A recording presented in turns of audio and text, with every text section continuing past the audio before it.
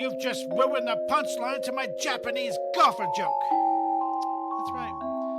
I have a chip in my thumb and one in my pinky finger, and the antenna is in my hat. Great.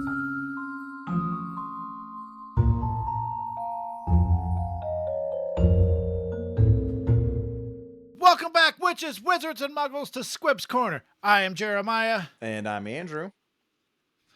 And, before we go, I'm going to say listener discretion is advised, or viewer discretion is advised, however you're listening to this, because this has everything to do with you've just ruined the punchline to my Japanese golfer joke.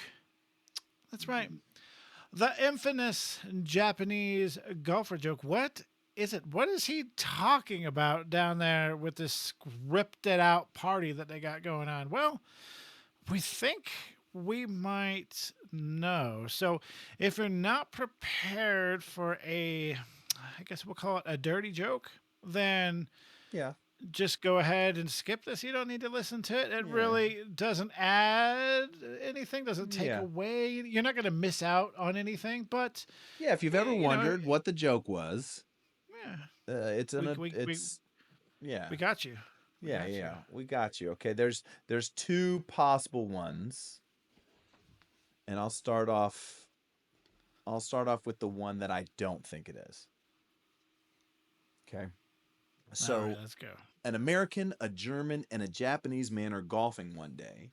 At the third hole, they hear a phone ring. The American excuses himself, puts his left thumb to his ear and his left pinky finger to his mouth, and proceeds to have a telephone conversation. When he's done, he looks at the other two and says, "Oh, that's the latest American technology in cell phones. I have a chip in my thumb and one in my pinky finger, and the antenna is in my hat. Great stuff, eh?" They continue golfing until the ninth hole, when again they hear a phone ring. The German tilts his head to one side, then proceeds to have a conversation with someone in German. When he finishes, he explains to the other two that he has the latest in German technology for cell phones: a chip in my tooth, a chip in my ear, and the antenna inserted in my spine. The wonders of German know how. At the 13th hole, a phone rings again, and upon hearing it, the Japanese man disappears into some nearby bushes. The German and the American look at each other and then walk over to peek into the bushes. There they found the Japanese man squatting with his pants down around his ankles.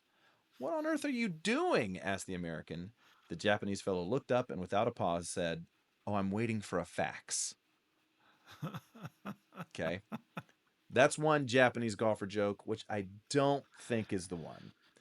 Here's Yeah, the I one. don't. Yeah, I Yeah, I don't think don't that's the see one. Vernon telling a story like that. No. Here's Yeah. Vernon thinking he's got to be chummy with this guy. And sometimes Vernon seems like he would just be a raunchy guy, right? Yeah, I don't think talking about buttholes is something that he Yeah. would be doing. Yeah, I don't. So here's what I think the Japanese golfer joke was. A California businessman, while in Japan for some business meetings, in a few rounds of golf, arrived in Tokyo a day earlier than expected. Feeling lonely that evening, he employed the services of a beautiful young Japanese woman to be his companion for the evening. Although the Japanese woman spoke very little English and the businessman spoke very little Japanese, their passion roared, and in the heat of the moment, she began yelling, "Gamasu, Gamasu." Hearing this, the Californian knew he had pleased this Japanese woman, and soon afterwards they both went to sleep. The next day, while playing golf with his Japanese business colleagues, one of his Japanese partners holed his shot from 170 yards out. And as a golf fan, that's an amazing accomplishment. Like, kudos to this guy. Yeah. Hold out the shot from 170 yards away. Everyone went crazy and began yelling excitedly in Japanese. Wanting to impress his new Japanese friends, the California joined in by yelling, "Gamasu, Gamasu." Suddenly, everyone became quiet. After a moment of silence, one of the Japanese turned to him and asked, "Wrong hole? What do you mean, wrong hole?" So, I would imagine, That especially you've ruined the punchline, so he never actually got to the end. So yeah. yeah, I can Yeah. picture this one So being it. thanks, Vernon. Yeah, so we'll let you guys decide. Maybe I'll put a poll on this episode, or you can go on our Instagram and let us know which one you think it was. Was it number one about the cell phones, or number two about the wrong hole? The Well, and Kamasu, here's my Kamasu. question. Did JK Rowling even know there was a Japanese golfer joke? Was that I something that she was just I didn't think there was. I never thought anything of it till we did that episode. And you're like, let me look yeah, I this up. wonder if there is a Japanese golfer joke. And there are a couple. Yeah, it's. I mean, I don't think J.K. did. I don't think she included anything in this book on accident. So that being said, pretty sure, JK, you pretty sure. sneaky lady. Yeah.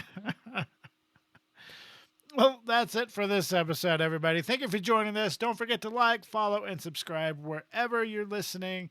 And you know what? Our podcast is everywhere you get your podcast. So pick a platform and listen to us, and join us next time for the next chapter review.